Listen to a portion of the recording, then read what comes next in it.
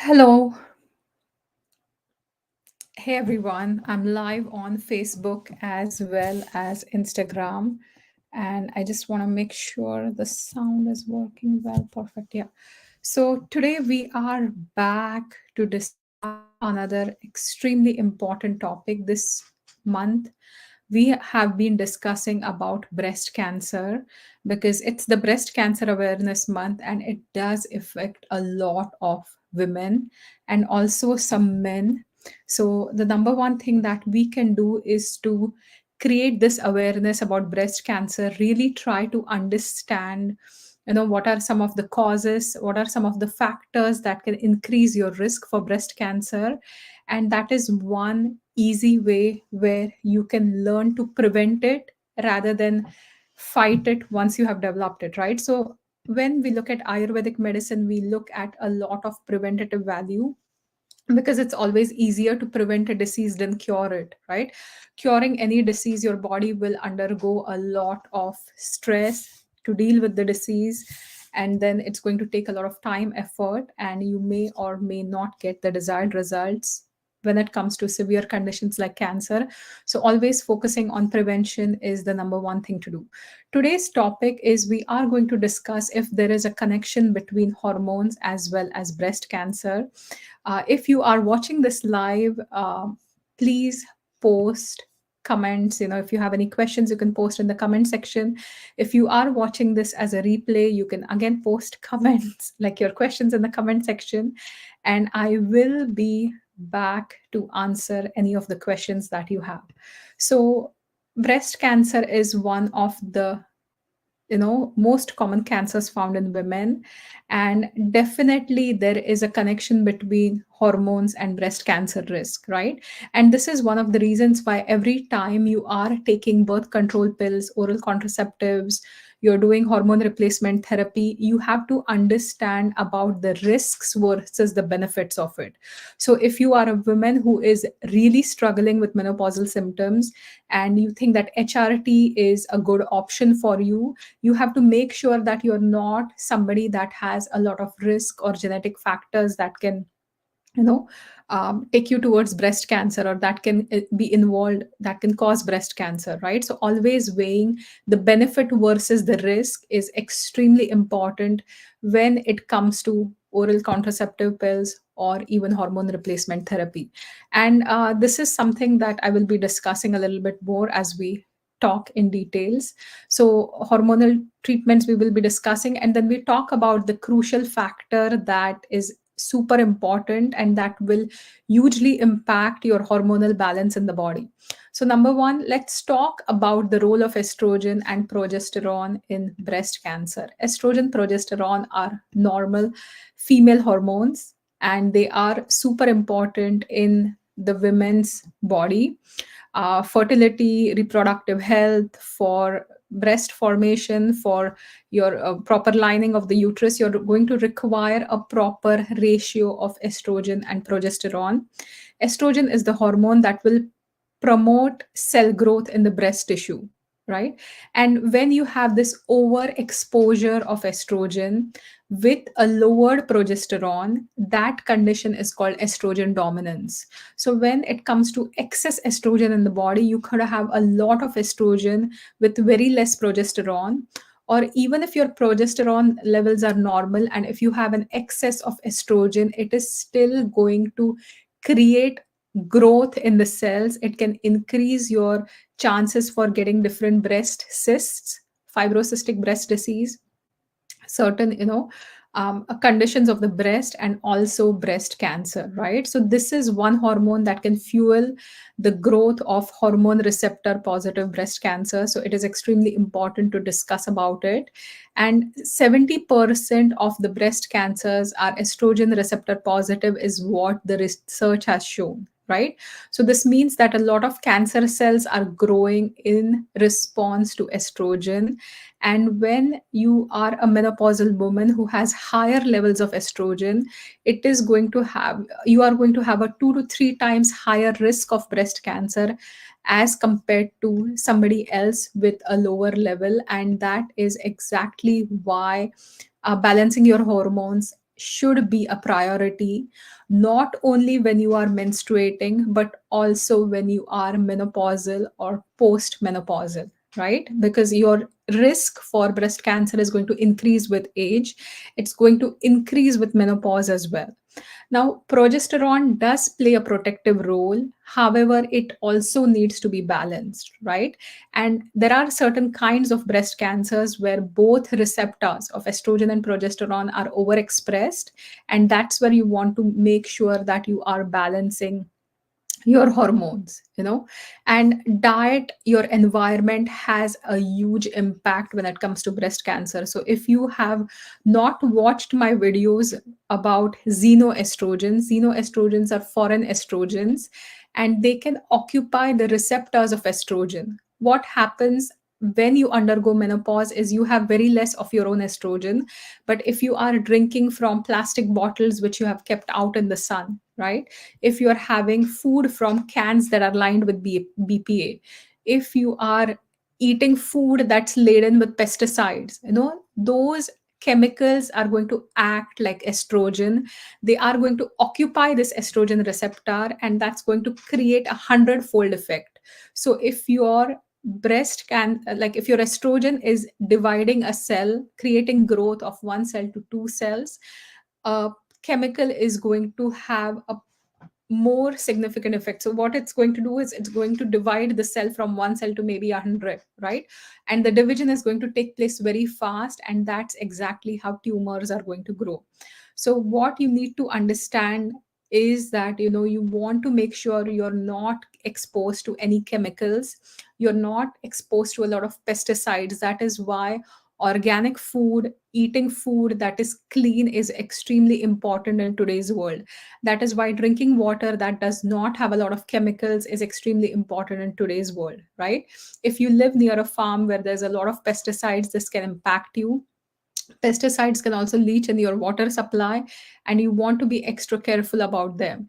A lot of skin products, there are certain chemical products found in your body lotions, parabens, and other skin products that can create issues as well. And your skin is the biggest organ, so you could be absorbing all these chemicals. They could create more issues, more hormonal imbalances, and that can increase your risk for breast cancer. Diet is extremely important.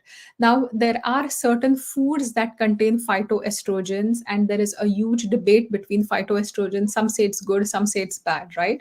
So, an example is soy. Soy is a phytoestrogen, and mung beans are phytoestrogenic as well. Fennel seeds are phytoestrogenic as well. So these plant-based estrogens are natural estrogens that can help your body, and that can displace the chemicals from the body. So if you eat enough plant estrogens, they give your natural estrogen a boost. At the same time, they will occupy the receptors, making sure that all the pesticides and all the chemicals are not occupying those receptors, right? So plant estrogens, as long as you can digest it, it's good. GMO soy, genetically modified soy, is not going to be a good choice for phytoestrogen. So you want to make sure. And there are several foods that can also help clean up this excess estrogen from the body, detoxify the excess estrogen from the body. So if you are someone who is struggling with hormonal imbalance, you can definitely reach out to me, and we can work out a plan where we try to balance your hormones through diet. I use minimal supplements. I like to do a lot of therapies through diet, through nutritional. So nutritional therapy is something that's going to work long term for you. And several foods, an example is cruciferous vegetables. So if you look at broccoli, kale, bok choy, Brussels sprouts, those are extremely important at detoxifying this excess estrogen from the body. And there are certain supplements that are based on these, um, like sulforaphanes or indole 3 carbinol. So there are certain supplements that can also help detoxify this excess estrogen present in your body. And eating good amounts of fiber, because we're talking about hormonal detoxification, you need to have a good amount of dietary fiber from fresh fruits, fresh vegetables, to be able to clean out those excess hormones from the body. If you are someone who is constipated, your toxicity level is getting increased, right? Your body is becoming very toxic, and these hormones can get stored in excess fat as well, and that is where obesity will increase your risk for cancers, right? So obesity does increase your risk for cancers. Fat itself can uh, produce and secrete hormones. At the same time, it can store a lot of these toxic chemicals in the body, and that is why if you are somebody whose body mass index is over 30, you're in the obese category. Or if you have a higher body fat, you could be well in the normal weight category, but you could have a higher body fat, and that is a risk factor for different hormonal conditions, including breast cancer. If you have never had your body composition tested, you can connect with me, and it is a 10-minute assessment that can be done, and we can figure out if you have good amounts of body fat to muscle mass. If there's any inflammation, we look for certain inflammatory factors there as well, and that can really be beneficial in preventing different kinds of breast cancer. Now, my second part of the discussion today is about oral contraceptives. So there are studies that have shown that oral contraceptives can increase the risk of breast cancer, and especially long term use of high dose pills, especially if you are taking it before a first pregnancy, then they have seen that there is more risk, right? And they say that once you discontinue after 10 years, your risk is going to be negative, right? But women who have taken the pill have about a 20 to 30% increased risk in breast cancer. So here is something I would really like to talk to women about, especially women who have younger, daughters, teenage daughters who struggle with acne, or who struggle with menstrual disorders, or if you are yourself a woman who's struggling with menstrual issues and you are on the contraceptive pill for these conditions, that can easily be managed through changes in diet and nutrition, right? So diet, nutrition can definitely change the quality of your skin, whether it's cystic acne or a lot of acne. We can help you detoxify your body. We can definitely help you clear your skin without you having to go on the oral contraceptive pills. The same with menstruation. It does take time, but if you have severe menstruation, if you have a lot of cramping, and if you are on the oral contraceptive pill for that, we can definitely work to make sure that we are helping you find the root cause of your menstrual issues, so you do not have to take the pill and increase your risk for breast cancer, right? So there are certain cases where you can justify taking an oral contraceptive pill, but not all conditions. There are a lot of conditions where you can manage it extremely well without having to go on the oral contraceptive. The second thing I want to talk about is hormone replacement therapy. Hormone replacement therapy is where there are synthetic hormones that can be given, and especially used in menopause or different kind of situations as well, right? So if you are using synthetic hormones, they do not have the same structure as human hormones. What is going to happen is they will have a negative effect on your body. There is also bioidentical hormone therapy. So bioidentical hormone replacement therapy is more plant based, which are chemically identical to the hormones and which your body can process in the easier way. So again, here menopausal issues, we can find what's going on in your body, especially when we do Ayurvedic assessments. We can get into the depth of your body type, your personality type, as well as the entire pathology, how your doshas are changing and creating the symptoms. And if you are someone who's struggling with a lot of menopausal symptoms, you could definitely get relief with certain plants and herbs, spices, dietary changes, and may be able to avoid hormones especially synthetic hormones, that can increase your risk for breast cancer. Again, if you want to discuss more one on one, just feel free to either call Blue Water Nutrition at 519-336-5258, or you can directly message me to set up your 15-minute free consultation and we can discuss more about it. Now, let's talk about the key factor that affects hormonal balance and detoxification.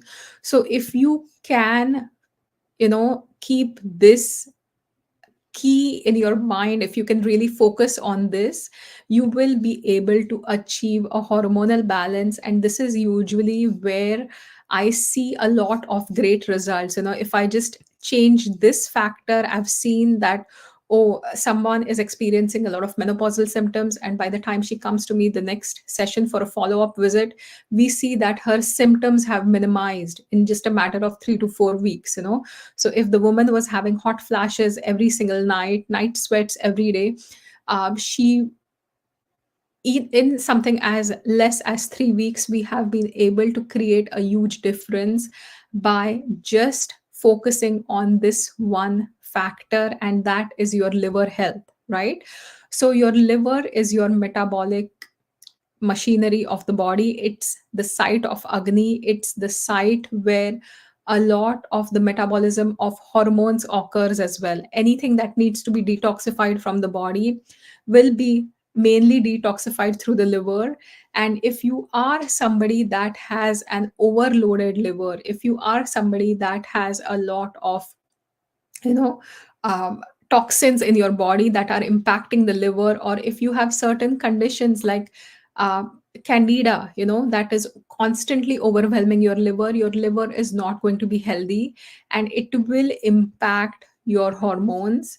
So you always want to make sure that you are supporting your liver naturally detoxifies hormones. Estrogen is broken down through specific pathways, that is the phase 1 and the phase 2 detoxification. And there are various foods, there are various nutrients, supplements that help with these two pathways. And this is where you can really support your liver to be able to clean out your hormones and reduce your risk for breast cancer. So, in a nutshell, if I have to summarize today's talk, what we have discussed so far is there is a definite connection between hormones and breast cancer. There are certain cancers that are also hormone receptor positive. I'm not getting into too many details of the diagnosis of different kinds of breast cancer, but there are cancers that are hormone positive and that are usually affected by hormones. Estrogen, your dominant female hormone, can have an impact. If it's in excess, it can increase your risk for breast cancer. Oral contraceptive pills, hormone replacement therapy will increase your risk for breast cancer. If you are a menopausal woman, that can increase your risk for breast cancer as well. So we have to look at all these factors. Another thing that I specifically mentioned was if you are taking oral contraceptives for conditions like acne, for conditions like menstrual disorders, there are natural solutions that you can opt for, which are way safer than going on the oral contraceptive pill. So those are some options you can look for. There are also bioidentical hormones, which are a little bit easier on your body as compared to synthetic hormones. So those are factors to consider, and always focus on your liver health. Your liver is your detoxification machine, and something simple that you can all do for your liver is start embracing bitter foods, right? So bitter is a taste that balances pitta, that is very detoxifying to the liver. So if you start incorporating bitter foods in your diet, arugula, kale, broccoli, different cruciferous vegetables, even bitter melon, right? So any of these that you enjoy, any of these that you like, you should be able to incorporate it in your daily diet, and that will really support your health. I'm going to say a quick hi to Isha. Nice to see you. Join me live. We have discussed everything about breast cancer and hormones. You can watch this video.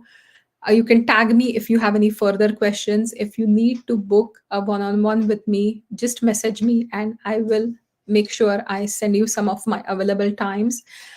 Thank you so much for watching. I do appreciate each and every one of you. So, really, thank you for watching this live session. Next session, we are going to discuss how to reduce your breast cancer risk through natural detoxification. So, for the next session, we are going to talk about toxic chemicals. We are going to talk about xenoestrogens, and we are going to go a little bit in depth in foods that will clear out this estrogen. Um, Cheesy Light is asking me, can we have fermented food like kanji? So, fermented food like kanji can support your gut bacteria. Again, I cannot give a yes or a no direct answer because fermented foods are, again, a very subjective thing. Anytime you have pitta aggravation, we do not give fermented foods. If you have histamine related issues, we do not give fermented foods. But you will soon, in the next few sessions, find out that your gut bacteria can also modulate the levels of estrogen. When you have good bacteria in the gut, through fermented foods, lacto fermented foods, kanji is perfectly fine. Sauerkraut is perfect because it's cabbage and then you're fermenting it. So it's a cruciferous vegetable that has been fermented, right? So they will support your gut bacteria, and your gut bacteria will help clear excess estrogen from the body. So definitely you can have fermented food as long as you do not have pitta related disorders and you do not have excess histamine in the system. So I hope that answers your question. So thank you all for watching this live. Thank you for your questions. We will discuss more about this topic, about detoxification, in the next session on the 16th of October. If you found this video useful, please share it with your friends and family, especially all the women in your life. So please share this video. You don't have to tag them here, you can do that, but you can also share this video privately with them. And you can also share the YouTube link for the video by going on my YouTube channel. So thank you once again for watching this live. Have a fantastic day, and I will see you next Wednesday for more discussion on breast cancer and detoxification. Thanks. Bye for now.